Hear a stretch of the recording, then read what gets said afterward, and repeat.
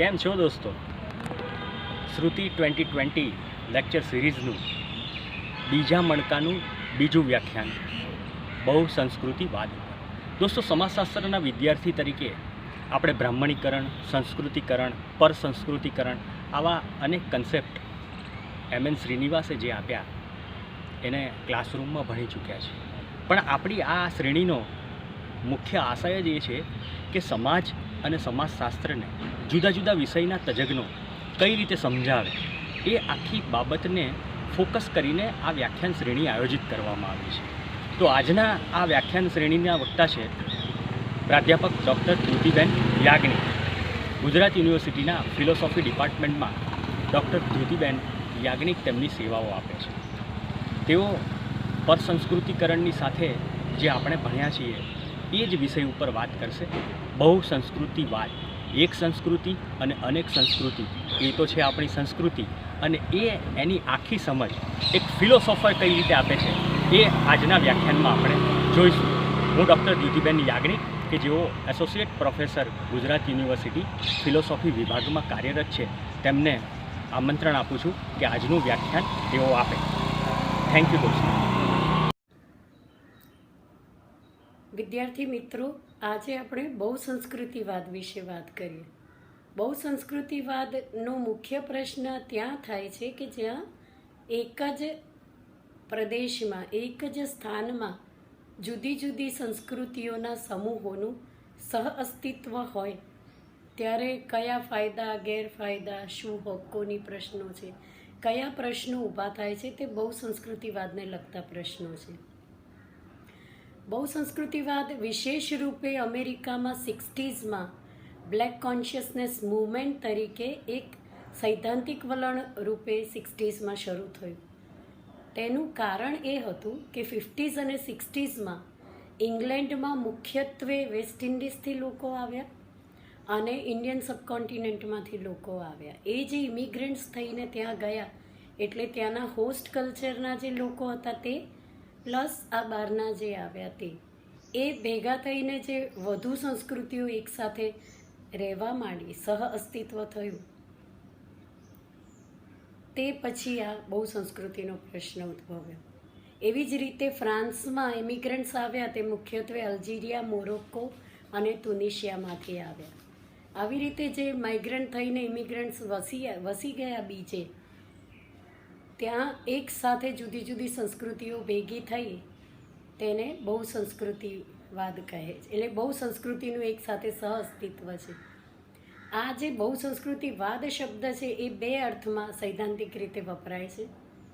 એક એનો અર્થ છે વર્ણનાત્મક અર્થ, હકીકતલક્ષી અર્થ, અને બીજો છે તે નોર્મેટિવ અર્થ, એટલે કે એને વિધાયક રૂપે સ્વીકારવામાં આવતું હોય તેવો અર્થ. તો વર્ણનાત્મક અર્થ અનુસાર સાંસ્કૃતિક વિવિધતા એ એક હકીકત છે જે જુદા જુદા ગ્રુપ્સ એક સાથે રહીને પોતપોતાની વિશિષ્ટ ઓળખ ઊભી કરી શકે છે. તે કરે છે અને હકીકત છે, એ એનો વર્ણનાત્મક અર્થ થયો. આમાં કમ્યુનલ ડાયવર્સિટી અકબંધ રહે છે. આ વિવિધતા રેશિયલ, એથનિક કે લિંગ્વિસ્ટિક કોઈ પણ કારણોસર, એ બધા કારણોમાંથી ઊભી થઈ હોઈ શકે છે. આ અર્થ પ્લુરાલિટી ઓફ કલ્ચરને એક હકીકત તરીકે સ્વીકારે છે. આદર્શલક્ષી અર્થ એવો છે કે જેમાં કમ્યુનલ ડાયવર્સિટીનો સ્વીકાર તો છે જ, પણ એનું વિધાયક રૂપે સમર્થન કરે છે. જુદી જુદી સંસ્કૃતિઓનું એક સાથે રહેવું કે હોવું તેનું સમર્થન કરે, એને આવકારે, ઉત્સવરૂપ માને, બહુ વિધાયક વસ્તુ માને, હોવી જોઈએ એમ માને, તે તેનો આદર્શલક્ષી અર્થ છે. આ અર્થ મુજબ વિવિધ સંસ્કૃતિના સમૂહો જે સાથે રહે છે તે પોતાના હક્કો ઉપર ભાર મૂકે છે, સાંસ્કૃતિક હક્કો ઉપર ભાર મૂકે છે.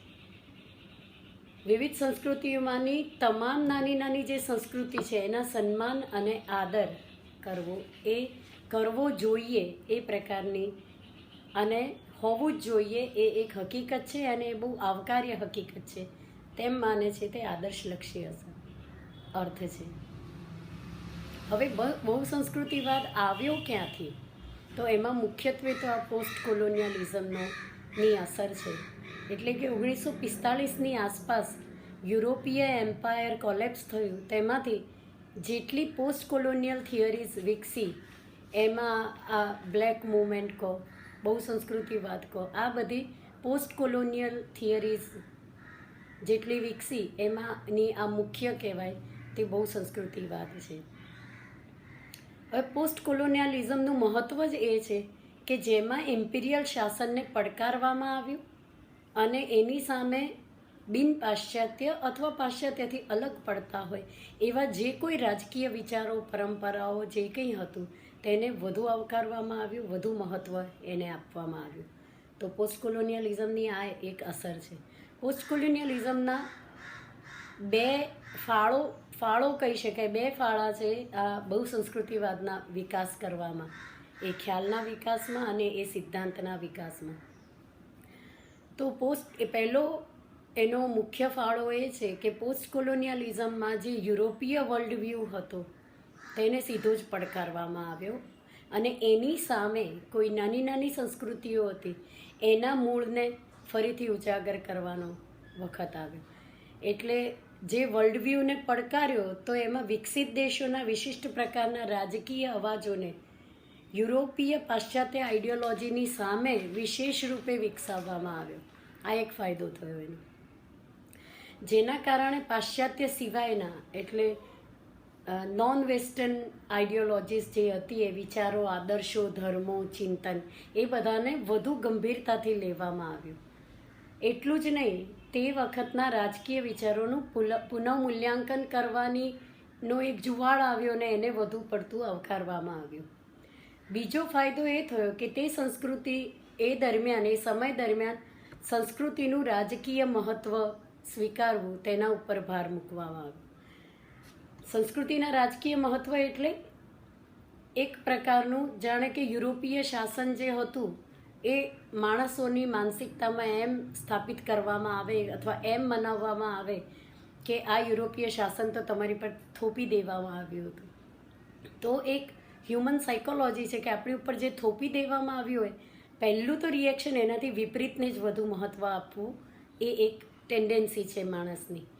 તો યુરોપીય શાસન થોપી દેવામાં આવ્યું છે ને એણે તો બહુ જ શોષણ કર્યું છે ને એવું બધું કર્યું, એના કારણે એક આપણી મૂળ સંસ્કૃતિ તો જાગૃત કરીએ એ એક પ્રતિક્રિયા રૂપે પણ આવ્યું. એટલે આ ઇમ્પિરિયલ શાસનનો એક ફાયદો એટલે કે એક ફાળો એ રહ્યો કે એણે આટલી બધું થોપી દીધું હતું, એટલે એની સામે આપણી મૂળ સંસ્કૃતિને ઉજાગર કરવી જોઈએ, એનું મહત્ત્વ ને એનું ઇતિહાસ આપણે જાળવી રાખવો જોઈએ, ઓળખ જાળવી રાખવી જોઈએ, એ મહત્ત્વ એમાંથી બહાર આવ્યું. એટલે એવી પ્રેરણા થાય માણસને કે મારી મૂળ સંસ્કૃતિને તો ફરી સ્થાપી દઉં. એના મૂળમાં ક્યાંક આ થોપી દેવાવાળી વાત પણ હતી, જેના કારણે પ્રતિક્રિયા રૂપે આ આવ્યું. તો કેટલાક મુદ્દાઓ જોઈએ કે છે શું બહુ સંસ્કૃતિ એકચ્યુઅલી, આ રીતે આવ્યું આપણે અને પોસ્ટ કોલોનિયલિઝમના આટલા ફાયદા પણ રહ્યા. તો વાસ્તવમાં બહુ સંસ્કૃતિવાદ છે શું? તો એ એક પ્રકારનું આઈડેન્ટિટી પોલિટિક્સ છે. સમાજમાં કોઈ એક વિશિષ્ટ સમૂહને પોતાની ઓળખ ઊભી કરવામાં એ માને છે. હવે આ ઓળખ હમણાં જે થોપી દેવાની વાત કરી તે છે કે આ ઓળખ ઊભી કરવાનો પ્રશ્ન ક્યાંથી ઉદ્ભવ્યો? તે કોઈને કોઈ પ્રકારના અન્યાયમાંથી ઉદ્ભવે છે કે આટલો બધો અન્યાય થયો છે ને મારી તો લુપ્ત થતી જાય છે, તો મારે મારી સંસ્કૃતિ ઊભી કરવી જોઈએ. તો એમાંથી એ ઉદ્ભવે છે, કોઈને કોઈ અન્યાયમાંથી એનો જન્મ થાય છે. બીજું એક ખાસ એનું પાસું છે કે તેમાં વ્યક્તિ કરતાં સમૂહને મહત્ત્વ આપવામાં આવે છે. વ્યક્તિનું એટલું બધું મહત્ત્વ નથી જેટલું એ જે સંસ્કૃતિનો સભ્ય છે તે સમૂહનું મહત્ત્વ છે. કોઈ એક વ્યક્તિ પોતાને કોઈ વિશિષ્ટ સંસ્કૃતિ, સમાજ કે સંસ્થા કે કોઈ વિચારધારાના ભાગરૂપે જ જુએ છે, એનાથી સ્વતંત્ર નહીં. જેમ કે અત્યારના આટલા બધા પ્રચારમાં જુદા જુદા વિચારો હોય અને આ એક વિચારનો સભ્ય છે અને આ પેલા વિચારધારાનો સભ્ય છે, તેમાં આપણે મોડરેટ છીએ એમ કહેવું એ કોઈ જે સમૂહનું ન થયું, એ ઇન્ડિવિજ્યુઅલ વિચાર થયો. જ્યારે બહુ સંસ્કૃતિવાદ એની પર જ ભાર મૂકે છે કે સમૂહનું અગત્ય, સંસ્કૃતિનું અગત્ય, વિશિષ્ટ વ્યક્તિનું મહત્ત્વ નથી એમાં. બહુ સંસ્કૃતિના અભિગમથી જોતા સંસ્કૃતિનું મહત્ત્વ એ છે કે અમુક મૂલ્યો, આદર્શો, માન્યતા, વિચારધારા દ્વારા એક આકૃતિ ઊભી થાય છે, એક આકાર ઊભો થાય છે, જેને આપણે આઈડેન્ટિટી કહીએ છીએ. એક આઈડેન્ટિટી, એક માન્યતા, એક ઓળખ ઊભી થાય છે. અને એ દ્વારા વ્યક્તિની ઓળખ પણ વ્યક્તિ તરીકે નહીં, પણ એ સમૂહના સભ્ય તરીકે છે. અને એ જ એનું અર્થપૂર્ણ અસ્તિત્વ માનવામાં આવે કે એ સમૂહના સભ્ય તરીકે એ જીવે છે તો જ એનું અર્થપૂર્ણ અસ્તિત્વ છે. એની ઓળખ જ એનું અસ્તિત્વ છે. એ સિવાય એની કોઈ વ્યક્તિગત ઓળખ નહીં, સમૂહની ઓળખ એ જ એનું અસ્તિત્વ છે. વ્યક્તિગત ઓળખનું મહત્ત્વ નથી. એટલે એ જે એક પ્રકારની આકૃતિ ઊભી કરવામાં આવી, એક આકાર ઊભો કર્યો સમૂહનો, એ સમૂહના સભ્ય તરીકે જ વ્યક્તિનું અસ્તિત્વ છે. એમાં જ એની સલામતી છે, એમાં જ એની માન્યતા છે. આમ બહુ સંસ્કૃતિવાદ એ યુનિવર્સલિઝમ, જેને કે સાર્વત્રિક ફિલિંગ, બધા માણસો, એને બદલે સમૂહની વિશેષતા ઉપર, વ્યક્તિની વિશેષતા ઉપર ભાર નથી મૂકતું, પણ સમૂહની વિશેષતા ઉપર ભાર મૂકે. એટલે જુદા જુદા સમૂહો આખરે તો એક નીડમ કે બધા જ એક જ છીએ, વસુધૈવ કુટુંબકમની સામે જતું છે કે તારું કુટુંબ જુદું ને મારું જુદું. એટલે સાર્વત્રિકીકરણને બદલે એ વિશેષતા ઉપર ભાર મૂકે છે, વિશિષ્ટતા ઉપર ભાર મૂકે છે. એટલે લોકો કઈ બાબતમાં સમાન છે એના પર ભાર મૂકવાને બદલે કઈ બાબતમાં વિશેષતા છે, કઈ બાબતમાં અલગ પડે છે તેના ઉપર વધારે ભાર મૂકવામાં આવે છે. બહુ સંસ્કૃતિ મુખ્યત્વે અલગ અલગ સમૂહોના વંશીય, ધાર્મિક કે ભાષાગત વિશિષ્ટતાને વિશેષ રૂપે પ્રોત્સાહિત કરે છે.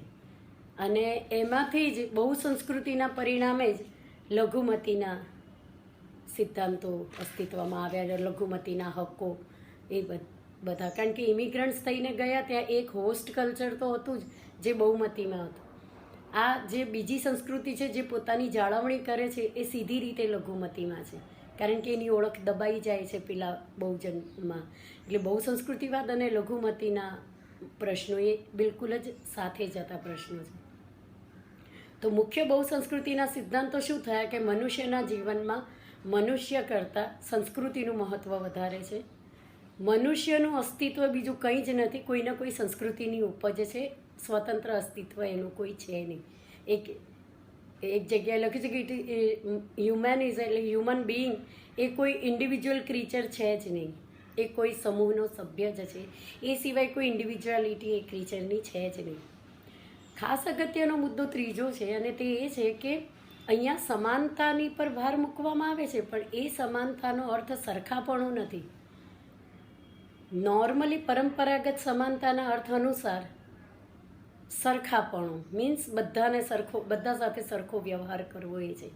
એટલે કે અલગ અલગ ધર્મ, ભાષા કે જાતિવાળા વિશિષ્ટ સંસ્કૃતિના જેટલા લોકો રહે છે એ બધાની એ બધી વસ્તુઓ, વિશિષ્ટતાઓ બાજુ પર રાખી અને બધા લોકો સાથે સરખો વ્યવહાર કરવો, આ પરંપરાગત ઇક્વાલિટીનો અર્થ હતો. બધા સાથે સરખો વ્યવહાર કરવો. સામે બહુ સંસ્કૃતિ મુજબ સમાનતાનો અર્થ બદલાય છે. બહુ સંસ્કૃતિ અનુસાર સમાનતા એટલે અલગ અલગ સંસ્કૃતિવાળા સાથે સમાન રીતે નહીં, પણ જુદી જુદી રીતે પણ વિધાયક રીતે સમાનતાથી વર્તવું.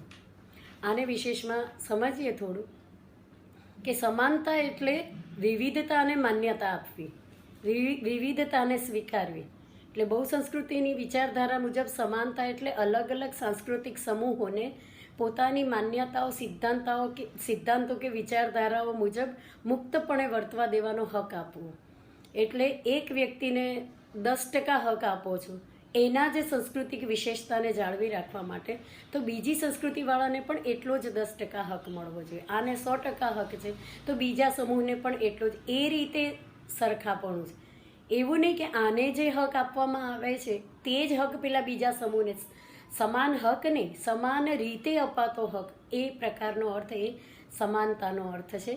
સમાનતાનો પરંપરાગત નથી કે બધાને એક સરખું આપવું, એ નહીં. જે સંસ્કૃતિને જે જરૂરી છે તે આપવું, બીજી સંસ્કૃતિને જે જરૂરી છે તે આપવું, આ રીતે સમાન રીતે બધાને આપવું.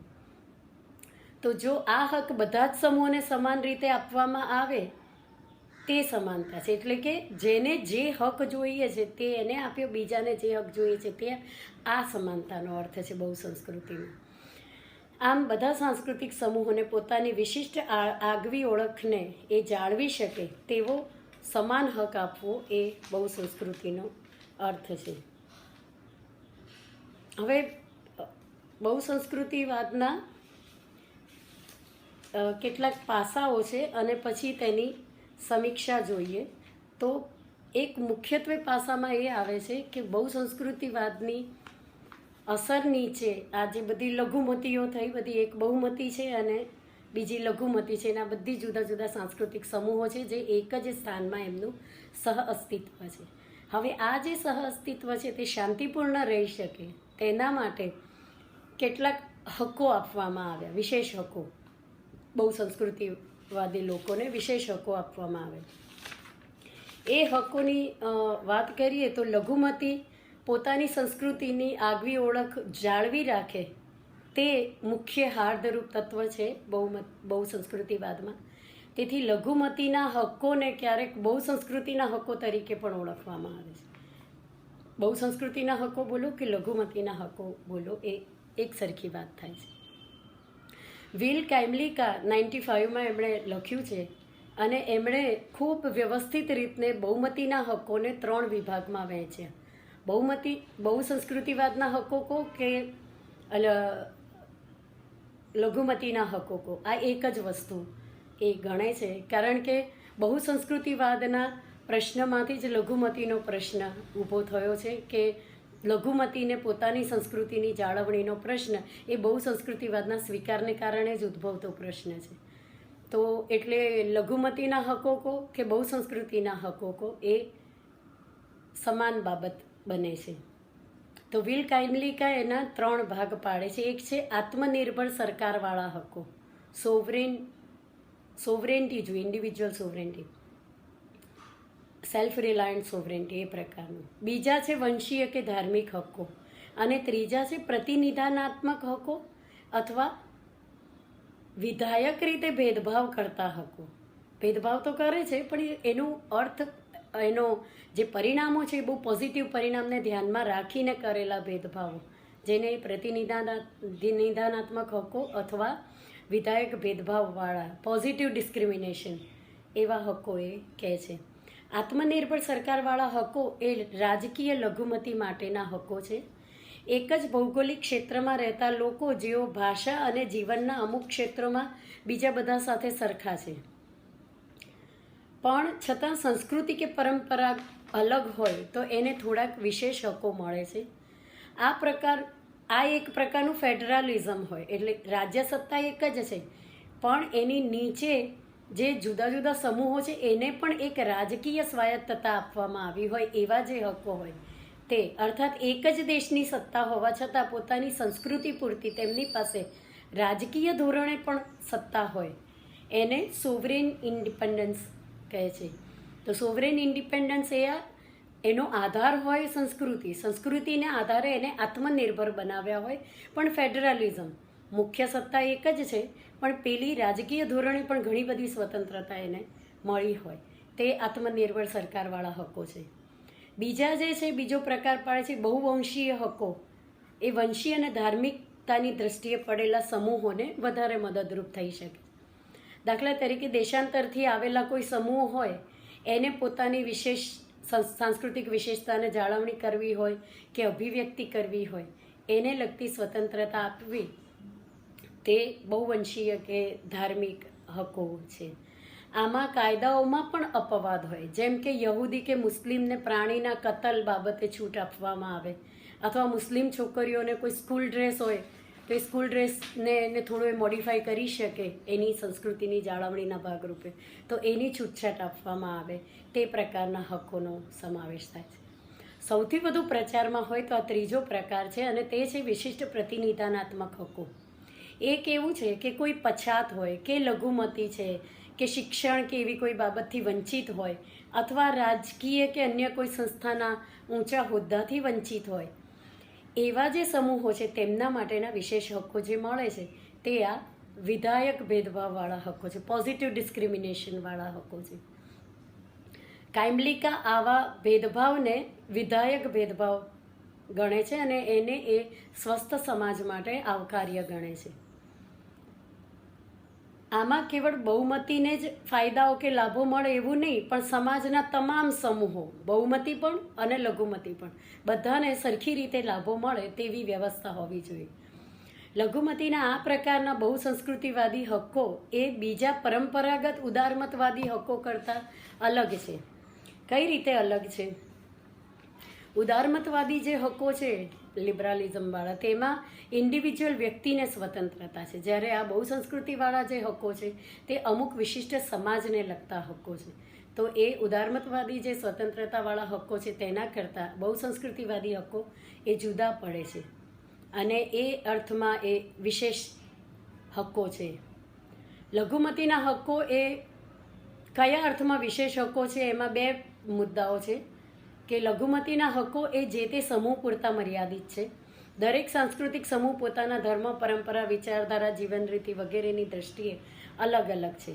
તેથી તેને લગતી સાંસ્કૃતિક ઓળખ પણ વિશિષ્ટ છે. તેથી તે ઓળખની જાળવણીની જરૂરિયાત પણ અલગ અલગ છે. જેમ કે શીખને હેલ્મેટ પહેરવામાંથી કાયદેસરની મુક્તિ આપતો હક. આ હક સામાન્યપણે બધા જ સાંસ્કૃતિક સમૂહોને લાગુ પડતો નથી કે અન્ય સાંસ્કૃતિક સમુદાયોને તેની જરૂર પણ નથી. બીજી વાત એ છે કે લઘુમતી કે બહુસંસ્કૃતિના હક્કો બીજા એક અર્થમાં પણ વિશિષ્ટ છે, અને તે એ કે બહુસંસ્કૃતિવાદના પાયાના સિદ્ધાંતોમાં છે કે બધા જ સાંસ્કૃતિક સમૂહોને પોતાની વિશેષ ઓળખ કે વિશેષ હક્કો હોવા જોઈએ. પરંતુ આ સિદ્ધાંતમાં રહેલી સમાનતાના વિચારનો ભંગ ત્યાં થાય છે જ્યાં એમ માનવામાં આવે છે કે ભૂતકાળના અન્યાયો કે ભૂતકાળના અત્યાચારો કે ભૂતકાળની વંચિતતાને સરભર કરવા માટે અમુક સમૂહોને બીજા સાંસ્કૃતિક સમૂહો કરતાં વિશેષ લાભો આપવા. આટલા વિશેષ લાભો જે ભૂતકાળમાં અન્યાય થયા છે, ભૂતકાળમાં જે કોઈ શોષણ થયું છે તેને સરભર કરવા માટે. એટલે એને redressal of the social justice, જે સોશિયલ જસ્ટિસ ખોરવાઈ ગયો હતો તેને ફરી સ્થાપવા માટે આપણે આ વિશેષ હક્કો આપીએ છીએ. પણ એક પાસું એનું એ છે કે આ વિશેષ હક્કો આપવા જતાં વિધાયક ભેદભાવ સ્થાપવા જતાં એ સામાજિક ન્યાયનો જે આદર્શ છે તેને તિલાંજલિ આપે છે. કેમ તિલાંજલિ આપે છે? કઈ રીતે આપે છે કે ઘણી વખત લઘુમતીને એટલા બધા ફાયદા આપે છે કે બહુમતીએ તો એને વર્ષોથી શોષણ કર્યું છે, તો હવે સામાજિક ન્યાય સ્થાપવાના ભાગરૂપે અપાયેલા લઘુમતીના હક્કોને કારણે બહુમતીને અન્યાય થાય છે. જો બહુમતીને અન્યાય થતો હોય તો એ પછી સામાજિક સમાનતાના ન્યાય આદર્શને તો વળગી જ ના રહ્યું કહેવાય. તો એ સામાજિક ન્યાય સ્થાપવા જતાં સામાજિક ન્યાયને જ તિલાંજલિ અપાય છે. એ પ્રશ્ન એક એમાં થાય છે બહુસંસ્કૃતિના હક્કો. લઘુમતીના હક્કો હવે અથવા બહુસંસ્કૃતિવાદના હક્કોના કેટલાક વિવાદાસ્પદ મુદ્દા છે. આ ઉપરાંત તેના પર થોડુંક ધ્યાન દોરીને આ મુદ્દો પૂરો કરીએ છીએ. એમાં એક વિવાદ એ છે કે જ્યારે બહુસંસ્કૃતિના હક્કો કોઈ વિશિષ્ટ સાંસ્કૃતિક સમૂહની વિશિષ્ટ જરૂરિયાતને પોષે છે ત્યારે વાસ્તવમાં એ વ્યાપક કે મોટાભાગની સામાજિક એકતાને તોડે છે. વ્યાપક સામાજિક એકતાને એ રીતે તોડે છે કે બહુ બધી સંસ્કૃતિઓ એકસાથે રહે છે, એમાં અમુક સંસ્કૃતિને વિશેષ લાભો મળે છે જે બીજા સમૂહોને નથી મળતા, એટલે ખંડિત થાય છે. ઉપરાંત બીજી રીતે પણ ખંડિત થાય છે અને એ એક જ સમૂહમાં કોઈક લાભો આપવામાં એ લાભોમાં સમાજમાં જ બે વર્ગો પડી જાય છે અને એમાં એ સમૂહની પોતાની સંવાદિતા બી ખંડિત થાય છે. દાખલા તરીકે બુરખો પહેરવો એ ઇસ્લામિક સંસ્કૃતિની પરંપરાગત માન્યતા છે.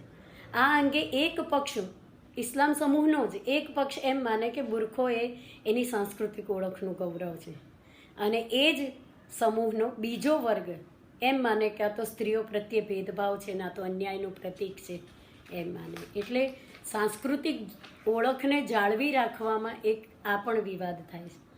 બીજો વિવાદ એ પણ છે કે આવો વિધાયક ભેદભાવ કરતા જે કોઈ હક્કો છે એના પ્રત્યે લઘુમતી અને બહુમતી બંનેને પ્રશ્નો છે. તે કઈ રીતે છે કે લઘુમતીના હક્કોમાં બહુમતીને તો અન્યાય બોધ થાય છે કે વર્ષોથી ભૂતકાળમાં અન્યાય થયો, બરાબર, પણ એનો અર્થ એ છે કે ભૂતકાળમાં જે લોકોએ અન્યાય કર્યો તેનો અત્યારે બહુમતીએ ભોગ ભોગવવાનો. એ તો કોઈ ન્યાયની વાત ના થઈ. આજની તારીખે તો બહુમતીને જ અન્યાય છે, એટલે બહુમતીવાળા પક્ષનું એમ કહેવું છે કે આમાં અન્યાય છે. લઘુમતીના કે બહુ સંસ્કૃતિવાદી હકોમાં બહુમતીને અન્યાય છે. લઘુમતીની કોમમાં પણ એવો પ્રશ્ન થાય છે, અને વિરોધનો સૂર એ છે કે લઘુમતીના કાયદાઓ પ્રચ્છન્ન રીતે નીચા જ માને છે, અણઆવડતવાળા માને છે, તેથી વિશેષ લાભો આપે છે. એટલે કે લઘુમતીને એમ થાય છે કે અમે સક્ષમ છીએ જ નહીં, અમારી પાસે આવડત છે જ નહીં, એટલા માટે અમને આ વિશેષ હકો આપો છો, અને વિશેષ હકો આપીને અમારી નિમ્નતા વધુ સાબિત કરો છો. એટલે આ વિધાયક ભેદભાવના જે હકો છે બહુ સંસ્કૃતિવાદના કે લઘુમતીના, તે બહુમતી અને લઘુમતી બંનેના સમૂહોના કેટલાક વ્યક્તિઓને એ વિઘ્નરૂપ અથવા અન્યાયરૂપ અથવા ભેદભાવને જ પ્રેરનારા લાગે છે. ત્રીજો વિવાદ એ છે કે લઘુમતી કોઈ સાંસ્કૃતિક સમૂહની ધાર્મિક કે પવિત્ર માન્યતા છે તેની સમીક્ષા કે કાર્ટૂન બનાવવા કે તેની પર હસવું તેને અયોગ્ય ઠેરવે છે. હવે કોઈ પણ, જેમ કે સલમાન રશ્દીએ સૈતાનિક વર્સિસ લખ્યું તો એની ઉપર બહુ જ બધું વિરોધ થયો, અને તે છેવટે ધાર્મિક તિરસ્કારની અભિવ્યક્તિ એના ઉપર પ્રતિબંધ લાદવામાં આવ્યો. હવે ધાર્મિક તિરસ્કાર છે કે સમીક્ષા માત્ર તિરસ્કાર નથી હોતું. એટલે કોઈ પણ વસ્તુ જે સંસ્કૃતિ આવે છે એની કોઈ સમીક્ષા જ ન કરવી, ને સમીક્ષા કરો એટલે જાણે કે તિરસ્કાર કર્યો. એ એક પ્રશ્ન આ હકોમાંથી વિવાદ ઊભો થયો. તો એ રહે કે શું એક બાજુથી એમ કહો છો કે દરેકને સ્વતંત્રતા છે, લોકશાહી છે, સ્વતંત્ર હોવું જોઈએ. એ સ્વતંત્રતા એવી કે બીજી સંસ્કૃતિની સમીક્ષા ન કરી શકો, કે તમારી પોતાની સંસ્કૃતિની સમીક્ષા ન કરી શકો, કારણ કે તેમાં ધાર્મિક અભિવ્યક્તિમાં તિરસ્કાર આવી ગયો. એટલે તિરસ્કૃત ધાર્મિક અભિવ્યક્તિ તો ન કરી શકાય. પણ સમીક્ષા અને તિરસ્કાર વચ્ચેનો પહેલી વાત તો એ કે ભેદ પાડવો પડે. અને બીજું કે સમીક્ષા કે તરછોડવા યોગ્ય કે છોડી દેવા યોગ્ય કોઈ પરંપરા હોય તો એની એક બુદ્ધિમાન વ્યક્તિ તરીકે સમીક્ષા કેમ ન થઈ શકે? તો બહુ સંસ્કૃતિવાદી હકો એ આ હક નથી આપતો. એટલે ઉદારમતવાદી પરંપરાગત હક જે છે કે સ્વતંત્ર અભિવ્યક્તિનો હક, અને આ બહુ સંસ્કૃતિમાં ધાર્મિક તિરસ્કારની અભિવ્યક્તિ પર પાબંદ, આ બે સિદ્ધાંતો વચ્ચે વિરોધાભાસ સર્જાય છે. એટલે બહુ સંસ્કૃતિવાદની પરિસ્થિતિમાં એ લઘુમતીના કે બહુ સંસ્કૃતિવાદના હકો સામે વ્યક્તિગત સ્વાતંત્ર્યના હકો એ સાંપ્રત સમયમાં સમસ્યા છે. અને સામાન્ય રીતે આપણે આપણા કુટુંબ કે સમાજમાંથી વંશીય કે ધાર્મિક સમૂહના સભ્યપણાને સ્વીકારીએ છીએ નોર્મલી. પણ માની લો કે કોઈ એક સમૂહ એમ કહે છે, કોઈ એક વ્યક્તિ એમ કહે છે કે મારે આ સમૂહ છોડી અને બીજા સમૂહમાં જવું છે, તો શું એ સમૂહની સ્વતંત્રતા આમાં એટલી જ આવકાર્ય છે? બહુ સંસ્કૃતિ એકસાથે રહેતી હોય તો દરેકનો આદર કરવો એ તો આદર્શ છે એનો, પણ આદરને બદલે ઉલટાની એની બીજી સંસ્કૃતિ સ્વીકારવી કે નહીં એ પ્રશ્ન બી ઊભો રહે છે. કે એક સભ્યપણા સાથે આપણે અસ્તિત્વમાં આવીએ છીએ તો એ જ સભ્યપણું, કોઈ એક સમૂહનું સભ્યપણું જ મારે લાઈફ ટાઈમ ચાલુ રાખવું કે બદલવું, એ પણ એક વિવાદ છે. 8-9 સમીક્ષા છે આની, તે એ છે કે બહુ સંસ્કૃતિવાદનો સિદ્ધાંત એ વ્યક્તિનિષ્ઠતા માટે ભયરૂપ છે. કારણ કે વ્યક્તિ એ માત્ર ને માત્ર સમૂહનો સભ્ય છે, તેનાથી વિશેષ કંઈ નથી. એટલે એક પ્રકારના સંકુચિત જાતિવાદ જેવું જ થાય છે. કેમ કે વિશિષ્ટ વ્યક્તિની જરૂરિયાતો કે વિશિષ્ટ વ્યક્તિના હક્કોને એ તદ્દન જ ગૌણ બનાવી દે છે. આમ વ્યક્તિગત સ્વાતંત્ર્ય અને વ્યક્તિગત આત્મવિકાસ માટે સંસ્કૃતિમાં જ ખૂબ રચ્યા પચ્યા રહેવું એ ભયરૂપ છે, એવી એક સમીક્ષા થાય છે. બીજી સમીક્ષા એ છે કે એ ગેટોઇઝમને પ્રોત્સાહિત કરે છે. સમાજમાં એક મારો સમૂહ, મારો ગોળ, મારું ગામ, અમે તો આટલા ગામના, અમે તો આટલા ગામના, અમે આટલા એરિયાના, એમ કરતાં કરતાં એ નાના સમૂહોને ગ્રુપિઝમમાં કરે છે. અને એટલે એ બીજા ગ્રુપથી પોતાને છૂટો જ ગણે. જેમ કે અમુક ધર્મના લોકો એક જ એરિયામાં રહે છે, બીજા ધર્મના લોકો બીજા જ એરિયામાં રહે છે. એટલે એક ધર્મના લોકો બીજા એરિયામાં જતાં જ ડરે છે. એટલે કે એક ગ્રુપ એક જગ્યાએ રહે છે, બીજું ગ્રુપ, આમ એમ કહીએ છીએ આપણે કે બહુ સંસ્કૃતિઓ એક જ સ્થાન પર રહે છે, પણ આ ગેટોઇઝમ થાય છે. એટલે શું થાય છે કે એક ગ્રુપ પોતાનો એટલો આખો એરિયા કવર કરી લે છે, બીજો ગ્રુપ બીજો રહે છે. એટલે મૂળ બહુ સંસ્કૃતિમાં જે આંતરસાંસ્કૃતિક સમજણ હોવી જોઈએ તે આંતરસાંસ્કૃતિક સમજણ ઉલટાની ઘટતી જાય છે. કારણ કે પહેલાં કરતાં આપણે જુદા છે, પહેલાં કરતાં એ એરિયા જુદો, આપણો એરિયા જુદો, આપણે અને તમે, આપણે અને તમે. તો આ જે ભેદ પડ્યો એ ભેદે આખરે આંતર સાંસ્કૃતિક સમજણને વિકસાવી નહીં, આટલા સાથે રહેતા હતા તો વધવી જોઈએ ને, એને બદલે એ ઉલટાની ઘટાડી આ ગેટોઇઝમને કારણે. તો એ એક બીજી સમીક્ષા છે. ત્રીજી છે અમર્ત્ય સેન, જેને ટાંકે છે સેમ્યુઅલ હન્ટિંગ્ટનનું છે ક્લેશ ઓફ સિવિલાઇઝેશન. એટલે હન્ટિંગ્ટનનું એમ કહેવું છે કે આ બીજા બધાથી યુદ્ધ તો પછીની વાત છે, મુખ્ય સંસ્કૃતિઓ વચ્ચે જ સંઘર્ષ થશે. કારણ કે ગેટોઇઝમ થયું, બધા છૂટા છૂટા છે અને પાછા પ્રાદેશિક રીતના પડોશમાં જોડે જોડે જ છે, બધા સાથે જ રહીએ છીએ. તો ગેટોઇઝમે રહ્યું અને સાથે બી રહ્યું એટલે એ સંઘર્ષ થયા કરશે. એટલે ક્રોસ કલ્ચરલ અન્ડરસ્ટેન્ડિંગ ના વધ્યું, રાધર ક્લેશ ઓફ સિવિલાઇઝેશન પર જવાનો વખત આવ્યો. એ એક બહુ સંસ્કૃતિવાદનું સમીક્ષામાં ગણાય છે. હવે આ પ્લુરાલિસ્ટિક મલ્ટીકલ્ચરલિઝમ અથવા પર્ટિક્યુલરિસ, પોતાની વિશિષ્ટતા જાળવાવાળું મલ્ટીકલ્ચરલિઝમને જો આપણે સ્વીકારીએ કે કોઈ એક ગ્રુપ હોય અને એ ગ્રુપની જે આઈડિયોલોજી હોય એને અભિવ્યક્ત કરવાનો હક છે, તો જે મિલિટન્ટ છે, જે બધા સમાજ માટે બહુ જ જોખમરૂપ છે, એવા મિલિટન્ટને પણ પોતાની સમૂહની ઓળખ જાળવવાનો હક મળી જાય અને એ એટલો જ ઇક્વલ મળે જે બહુ જ વિધાયક હોય.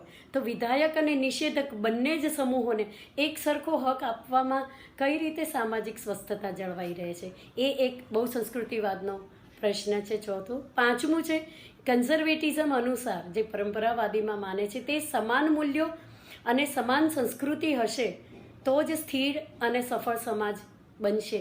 સફળ સમાજની પૂર્વ શરત હોય તો સરખું હોય, બધા એક સરખા હોય, તો જ આપણાપણાની ભાવના આવશે, એમ કન્ઝર્વેટિઝમ કહે છે. એટલે તેઓ બહુ સંસ્કૃતિને બદલે રાષ્ટ્રવાદને વધુ મહત્ત્વ આપે છે. તેમના મતે સામાન્ય રીતે માણસનું વલણ પોતાના જેવા પ્રત્યે વધુ ઢળે છે. પોતાનાથી અજાણ્યા કે પરદેશીઓ પ્રત્યે ભય કે ભરોસાવિહીનતાની લાગણી એને થાય એ સ્વાભાવિક છે, અનિવાર્ય છે. પેલા બીજા છે એટલે ઇનસિક્યોર ફીલ કરે છે. આ દ્રષ્ટિએ બહુ સંસ્કૃતિવાદ ચાલે એમ નથી, કારણ કે બીજા સમૂહમાં આ સમૂહનો માણસ બીજા સમૂહમાં અસલામતી જ અનુભવશે. એટલે એ કન્ઝર્વેટિઝમ મુજબ બહુ સંસ્કૃતિવાદ એ તો ફ્રેક્ચર્ડ ને કન્ફ્લિક્ટ રિડન સોસાયટીને ઉત્પન્ન કરે છે. એટલે એમના મતે બહુ સંસ્કૃતિવાળો સમાજ કેવો છે? ફ્રેક્ચર્ડ છે, કન્ફ્લિક્ટ ડ્રીવન છે. જે પેલા ક્લેશ ઓફ સિવિલાઇઝેશન કહ્યું એમ કન્ફ્લિક્ટ, સંઘર્ષ ચાલ્યા જ કરે એ પ્રકારનો છે. જ્યાં પરસ્પર અશ્રદ્ધા, શંકા, દુશ્મનાવટ અને ઇવન હિંસાને પણ વિશિષ્ટ સમૂહ પૂરતું સ્વીકૃત માનવામાં આવે, આ એક મોટું જોખમ છે. આ ટીકા અનુસાર વિવિધતામાં એકતાવાળી જે બહુ સંસ્કૃતિવાદની આઈડિયોલોજી છે ને, એ તો એક મિથ જ છે, એ કોઈ રિયાલિટી નથી. બહુ વિવિધતામાં એકતા, એ એકતા નથી રહેતી, વિવિધતા જ રહે છે, એમ આમનું કહેવું છે. બીજું કન્ઝર્વેટિઝમની જે સમીક્ષક છે એ અનુસાર બહુ સંસ્કૃતિવાદનું અન્ય પાસું એ પણ છે કે બહુ સંસ્કૃતિવાદ એ બહુમતી ઉપર જે વિધાયક રૂપે અન્યાય કરે છે એને એ લોકો રિવર્સ ઇનજસ્ટિસ કહે છે. એટલે અન્યાયમાંથી બહુ સંસ્કૃતિવાદ લઘુમતીને વિશેષ ફાયદા આપે છે. લઘુમતીને વિશેષ ફાયદા કેમ આપ્યા? કારણ કે એમને અત્યાચાર, અન્યાય, શોષણનો ભોગ બન્યા હતા, તેથી વિશેષ છે. અન્યાયમાંથી જ આ જન્મ્યું હતું, પણ એ આપેલા હકો બહુમતીને અન્યાય કરે છે. એટલે એ કહે છે કે લઘુમતીના હકો કે બહુ સંસ્કૃતિવાદના હકો એ રિવર્સ ઇનજસ્ટિસ કરે છે. તો એ રીતે પણ એની સમીક્ષા થાય છે. એટલે જ્યાં લઘુમતી સમૂહોના લાભો અને સાંસ્કૃતિક જાળવણીના વિશેષ હકો છે જે લઘુમતીને મળે છે ને બહુમતીને નથી મળતો, અને આખા મોટા સમાજને એનો અન્યાયબોધ કરાવે છે. સાતમી એક સમીક્ષા એ થાય છે કે બહુ સંસ્કૃતિવાદને નારીવાદી અભિગમથી પણ મોટો પ્રોબ્લેમ છે. કારણ કે બહુ સંસ્કૃતિવાદમાં સાંસ્કૃતિક પરંપરાગત ઓળખ જે છે તેને જાળવવાની વાત છે. પહેલી વાત, નારીવાદીઓનું કહેવું છે કે સામાન્ય રીતે તમામ સંસ્કૃતિઓ પુરુષ પ્રધાન છે, અને બહુ સંસ્કૃતિવાદ એ સંસ્કૃતિઓના મૂળને મજબૂત કરવા પર ભાર મૂકે છે, જે નારીની સ્વતંત્ર ઓળખથી તો વિપરીત જ જાય છે. એટલે નારીવાદી અભિગમથી પણ બહુ સંસ્કૃતિવાદ એ સંસ્કૃતિની જાળવણી એ એના હિતમાં નથી રહેતી. આઠમી સમીક્ષા છે, 8 અને 9 બે જ સમીક્ષા બાકી છે હવે. તો આઠમી સમીક્ષા એ છે કે અમુક સમાજ સુધારકો અનુસાર બહુસંસ્કૃતિવાદ એ નિષ્ફળ ગયો છે, કારણ કે સાંસ્કૃતિક કે વંશીયના આધાર પર હક્કો અને લાભો લેવા જતાં વ્યાપક સામાજિક ન્યાય અને આર્થિક સત્તા ગૌણ બની ગયા, જે સામાજિક સ્વસ્થ સમાજ માટેની મોટી ભૂલ ગણાય છે એમ ચિંતકો માને છે. છેલ્લી એક સમીક્ષા છે અને તે એ છે, એટલે અનેક હોઈ શકે છે, અત્યાર પૂરતી આપણે છેલ્લી સમીક્ષા જોઈએ અને પછી ફાયદા પણ છે, નેગેટિવ નથી, પણ આપણે એના પોઝિટિવ અને નેગેટિવ અને રિયાલિટીમાં એ શું છે તે સમજવા પ્રયત્ન કર્યો છે. તો સાંસ્કૃતિક વિશેષતા અથવા ભેદ પર ભાર મૂકવાને બદલે બહુસંસ્કૃતિવાદ વિવિધ સંસ્કૃતિઓના પણ સમાન આર્થિક હિતોવાળા સમૂહોને પણ જુદા જુદા પાડે છે અને એટલા માટે એ નબળા બનાવે છે. ગરીબી નાબૂદી કે સામાજિક સુધાર માટે બધાએ ભેગા એકસાથે ઊભા રહેવાને બદલે આ સમૂહ એની ગરીબીનો વિચાર કરે, આ સમૂહ એની ગરીબીનો વિચાર કરે, એટલે ભાગલામાં એક વસ્તુ કરવા જાઓ તો એનું બળ જ નથી રહેતું. જ્યારે સમાન આર્થિક હિતોનો પ્રશ્ન છે, જ્યારે સમાન સામાજિક હિતોનો પ્રશ્ન છે, ત્યારે તો આ બહુસંસ્કૃતિવાદને બે ઘડી બાજુ મૂકીને બધા એક છે, એક નિડમવાળી વાત આપણે કરીએ તો વધારે સારું થાય. એટલે યુનિફાઈંગ નેશનલ કલ્ચર એ જ પોલિટિક્સ અને સોશિયલ જસ્ટિસની અનિવાર્ય પૂર્વશરત છે એવું લાગે. આટલી સમીક્ષા છે, પણ એનો અર્થ એ નથી કે બહુસંસ્કૃતિવાદ એ બિલકુલ નકારવા જેવું છે.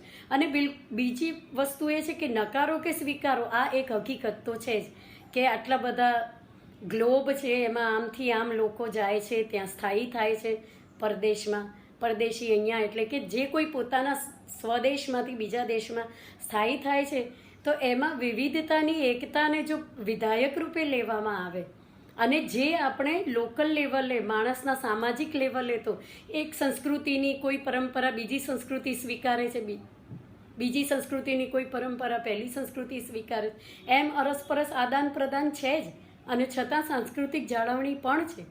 પણ રાજકીય અને વ્યાપક દ્રષ્ટિએ જોઈએ, દેશ હિતને એવા વ્યાપક અને વધુ જનરલાઇઝ સ્વરૂપે જોઈએ તો આમાં બહુસંસ્કૃતિવાદને થોડુંક વ્યાપક બનાવવાની જરૂર છે. વ્યક્તિગત ઓળખની સાથે સાથે કોઈક એક કોમન માણસની ઓળખ પણ જો ઊભી કરવામાં આવે તો એ વધુ ફળદાયી નીવડી શકશે એવું મને લાગે છે. Thank you very much.